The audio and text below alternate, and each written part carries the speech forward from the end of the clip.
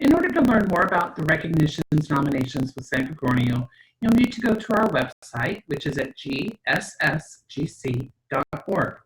Across the top, you're going to click on the Volunteer tab right here, and that'll take you to this page where you're going to want to click on the Online Support for Volunteers, and then go down 2 notches to Adult Awards and Recognitions.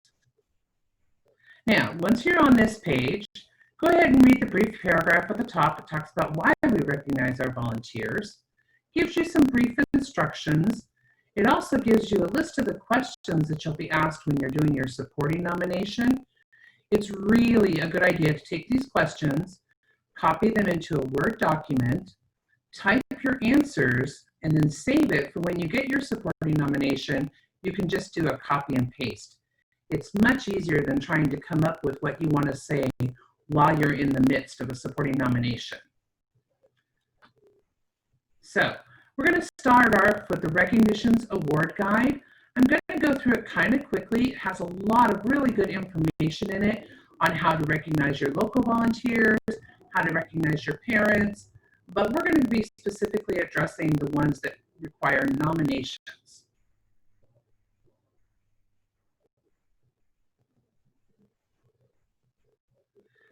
So we have a message from our CEO, Cynthia Brunig. We talk about creating a year-round culture of appreciation. It's nice to get a thank you, and not just at that once-a-year celebration we have at the end.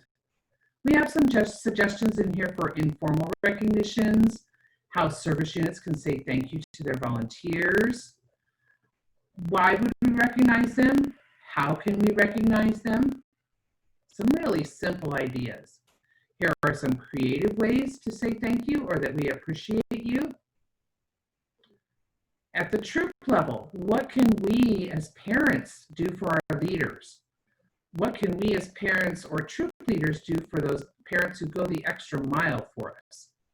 It's a great way to show appreciation to all the work that goes into running a Girl Scout troop. Our formal recognition is something that we do annually. We do have a time frame for that, and I'll get to that in just a moment. We have several positions that assist us with this. There's usually a recognitions coordinator at the service unit level. There's a regional chair. We have a council recognitions committee. And then, of course, you, the nominator, have some responsibilities as well. Here's our council timeline. Typically, our nominations open August 1st. They close December 1st. We want to try and get it wrapped up before cookie season starts. Our recognition committee then reviews and selects the actual recipients in January. And typically, our awards are presented in May. And of course, all this information is subject to change based on what the council calendar looks like and what is going on for our organization. This first page are awards that are given to our volunteers based on longevity with our organization. They're done at the regional level. Then we have our regional awards, and this is where we're going to get into the crux of our nominations here. When you're looking at the awards that you're trying to select for the person that you're nominating, you first want to review the criteria that's here in this middle part. Do they meet the criteria of the award? If you have someone who has not been registered as a co-leader, then they probably wouldn't qualify for Leader of Distinction. But if they've been registered, say, as a troop helper or as a service unit team member and have given extraordinary service in their region, then the Volunteer of Distinction would be appropriate. The next piece that you want to look at is what is required for the nomination. If we were to submit someone for the Volunteer of Achievement Award, we would need 2 nominations. So I would be one, the person nominating them, and I would provide the name and an email address of a second person to provide the second one. And then this last column talks about who does the actual approval of the award.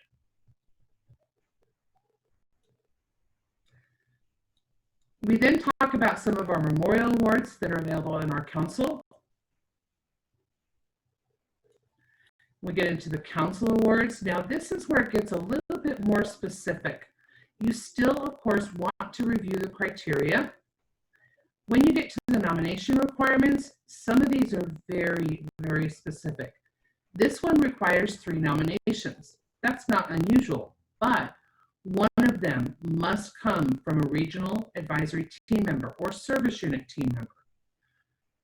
One must come from a non-related girl member of the troop. And then there's this one, of the 3, one of them has to come from the product program team or task force. And again, this last column talks about who approves them. Usually it's the Council Recognitions Committee and the Council Executive Team, hereafter referred to CRC and CET.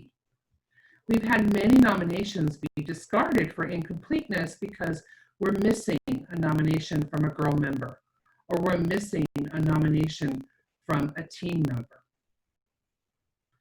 When we get down into some of these other ones, there's some of these awards, because they're higher level, that require nominations from the CEO or the board chair of our organization. We've had a couple that have had to be discarded because these 2 key people were forgotten when the nominations were submitted. Again, this criteria is very important. If any one of these bullet points is not met in the nomination, their nomination will be discarded. And that doesn't negate the work that that person has done, by no means. But we're unable to complete the nomination and have a complete package, and someone else may come in with a complete package and they might receive the award instead. We do have 2 girl awards that are done in these nominations. The Girl Scout of the Year, which is presented to 1 girl member in our council per year, and then the Margaret Scout Service Award, we present those to 1 member per region. So each region is entitled to a Margaret Scout Service Award recipient. Then we have our national awards. Again, criteria and how many nominations are required. We then go into what our goals are as a council. We want to make sure that our members are truly qualified for these and being recognized for the amazing work that they're doing. We list you some do's and don'ts about your nominations. Please review those. We have some suggestions on what makes a strong nomination statement. Merely telling us that they're a good leader doesn't help us understand what amazing things they have done in the position that you're nominating them for. Yes, we understand they're amazing, or you wouldn't be nominating them. But if you were to tell us they're an amazing leader who provides a well-rounded program and numerous opportunities to experience STEM or to experience the outdoors with her girls by camping 3 times a year, or attending STEM workshops, or availing herself of free workshops offered through other organizations, those are the kinds of above and beyond nominations that we're looking for. So be specific, tell us a story, and give us details. Merely telling us that they're a good person or a good leader usually is not sufficient for the criteria of the award. There's a piece of the uniform and what the awards would be placed on the shirt. And then lastly, we have a couple of pages of frequently asked questions. So please review those as well to give you some extra information, as well as some links to move you forward. Next, we'll be going into the recognitions history of Sangre Borneo. There's a link here that will send you to a spreadsheet that lists as many of the awards that we are aware of recipients in our council. They're listed alphabetically by last name. We have them even by their region, if that is to help you. The year that we were informed they received the award, or that we have record of them receiving the award, what category it fell into, and the actual name of the award. We really encourage you to review this for the person that you're nominating so that you can ensure you're not submitting a duplicate of an award that they've already received. If we receive a duplicate nomination for something that someone already has, that nomination will be discarded.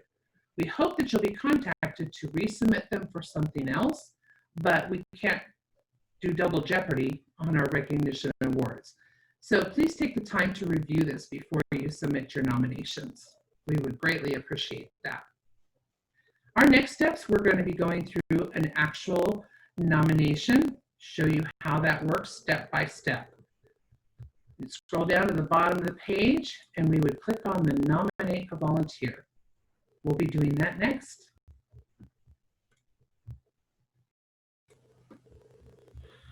Okay, so now we're going to go ahead and start our nomination. When we click on nomination, we get our SurveyMonkey, and it talks about the actual membership year that we'll be doing. It would be for the membership year of 1920. It does tell you that this is the first part of the nomination process. The second part will be coming once this is submitted. The information that you're going to need is the person that you're nominating and their email, and email addresses of people that might help support that nomination. Some of them only require one, which would be you, and then some can require up to 5. And remember that you get off of the criteria from the recognitions guide that we've already looked at. You can exit or cancel anytime, but the system does not save between sessions. And if you walk away or if you go and type on your Word document, you're going to copy and paste into here, it does time out after 30 minutes of no activity. Remember, incomplete nominations will be discarded, so you have to make sure you go all the way through to the end, sign your name, and push the done button. Okay? Then council will reach back out to you for the supporting nomination within a week.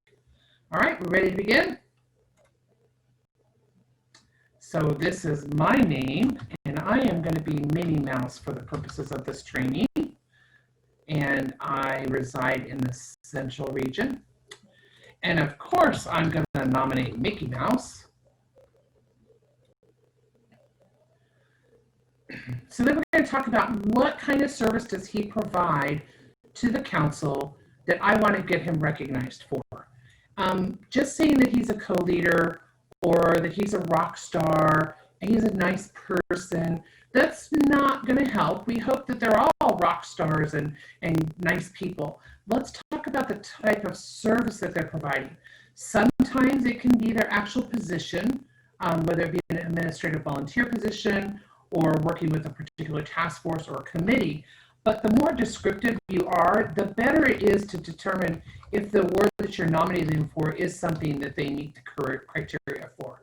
So Mickey helps with the daily camp sing-alongs at our day camp.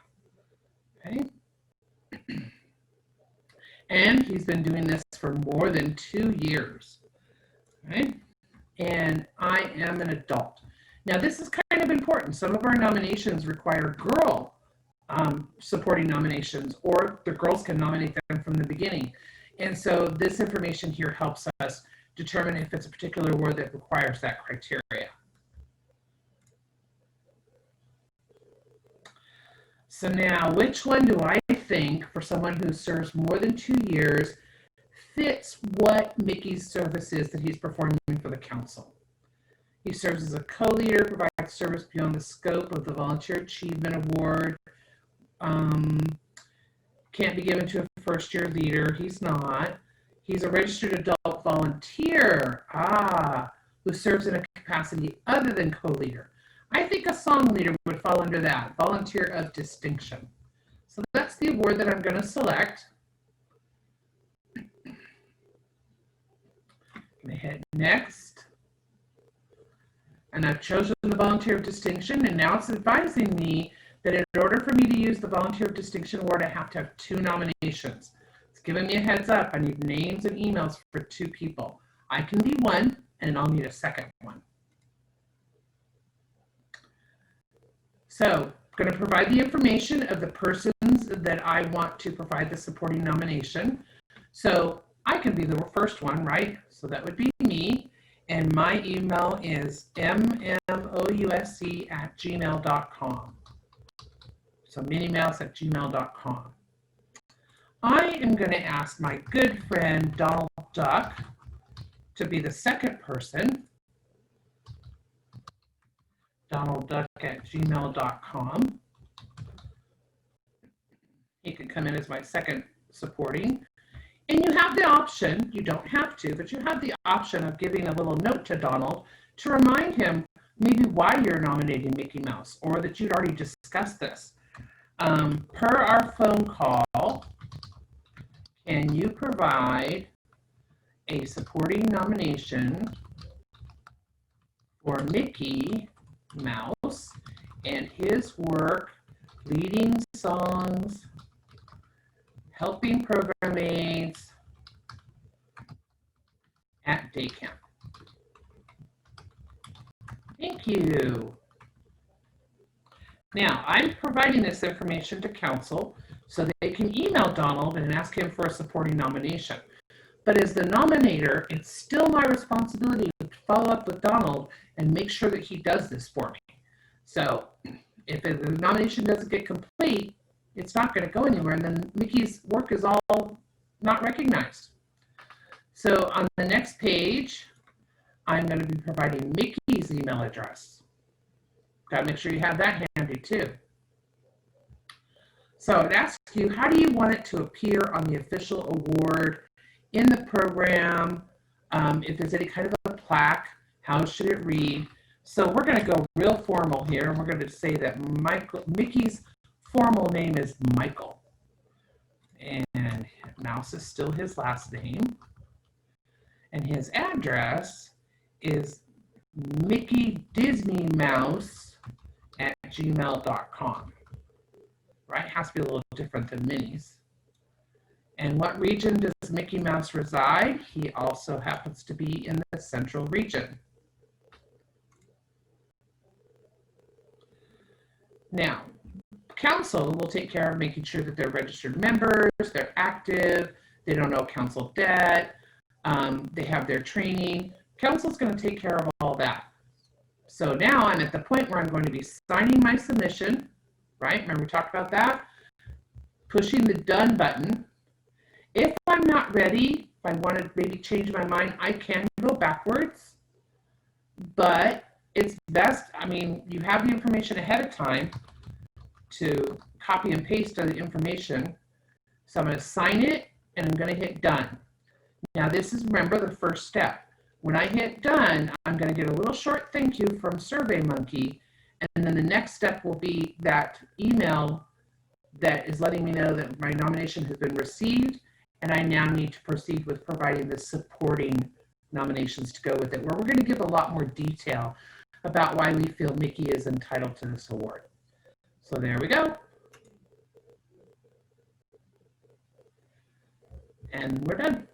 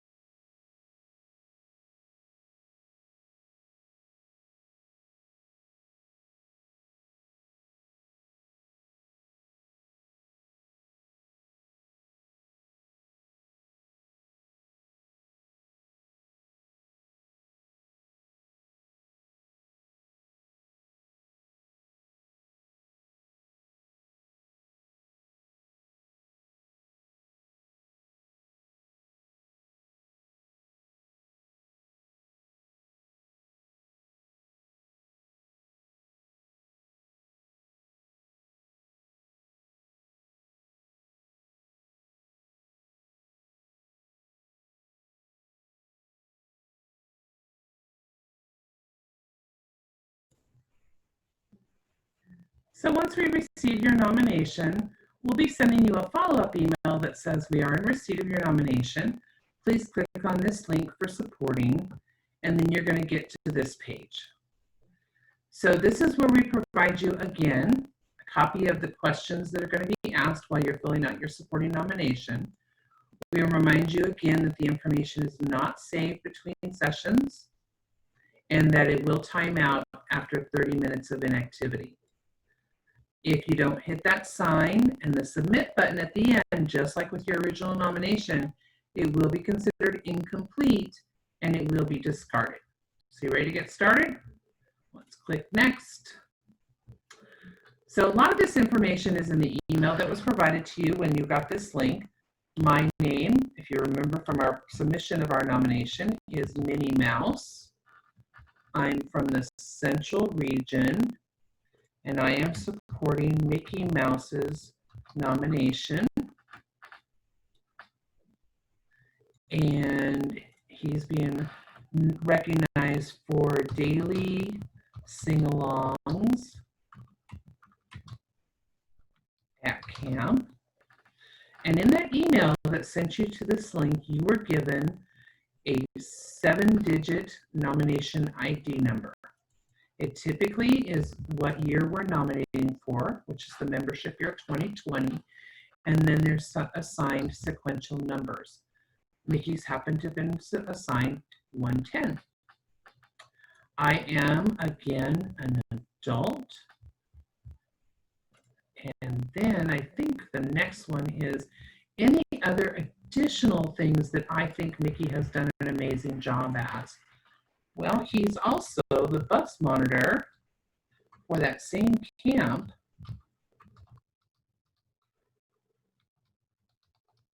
And he checks them on and off the bus.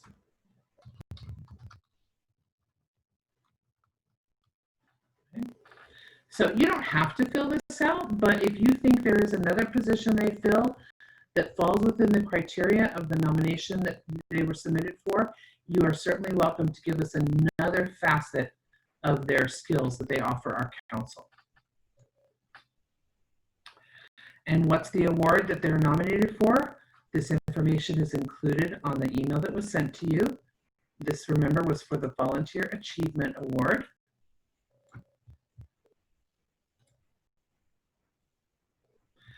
And then I'm going to be providing a specific example that illustrates the impact he's had on the girls in the community.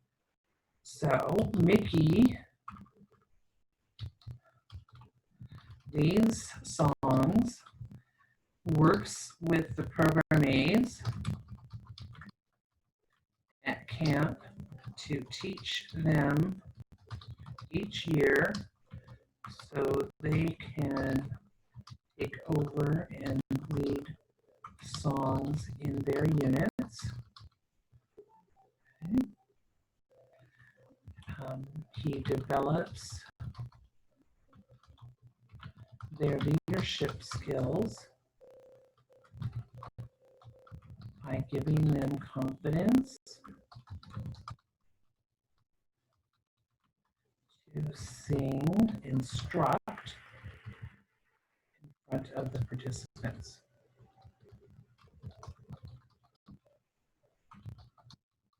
See how it's very specific. It's addressing the skill that our service that I suggested him for, and it talks about how he has impacted the leaders and girls in the Girl Scout community. And then it asks for me what specific contributions that I've also been impressed by. He provides bus monitoring, campers on a daily basis, ensuring their safety.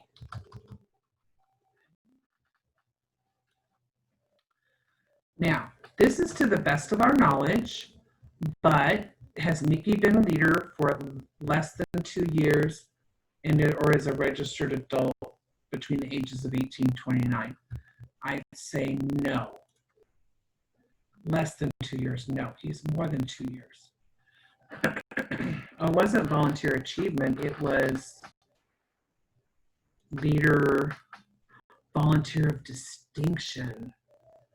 That's what it was, remember?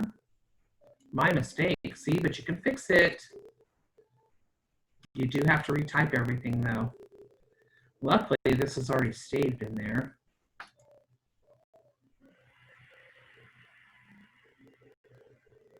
Oh, a little bit different questions. Specific examples of how he empowered girls to take a leadership role, expand their horizons, or make a difference in the community. And the personal story I had was about a rock that shattered the window. So on a bus ride home, a vandal threw a rock and it shattered the front window. Mickey remained calm, followed protocol, kept the girls calm, and the parents were reassured, reassured that their campers were safe. So I gave a very specific example that Mickey works with the program aides at camp to ensure they are familiar with the songs. He teaches them new songs each year. He shows them how to keep the campers engaged. So very specific about how he's encouraging girls to take on a leadership role. And then the personal story about the bus safety.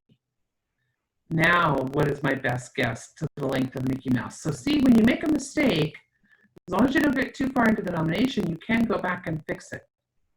So what's your best guess as to the length of time Mickey Mouse? Well, it has to be more than 2 years, right? So we're going to say 3 years. That's my best guess. If you know the actual years, great. But get as close as you can. So what's my relationship to Mickey Mouse? Well, I'm the camp director. And so as such, I am his volunteer supervisor. Okay. It could be troop member, it could be co-leader, you could be a parent who's benefited from their service, parent of a child in the troop. Any of those relationships would work. And it just happens that Mickey is also in the central region. And then we're at the end. Remember to sign the submission by typing in your name, right? And hitting the submit. If we don't do these final steps, all that work we did right before this is completely discarded and the nomination goes nowhere. So we want to make sure that we finish it up by submitting it to council. Again, we get this little short thank you for SurveyMonkey, and it's on its way.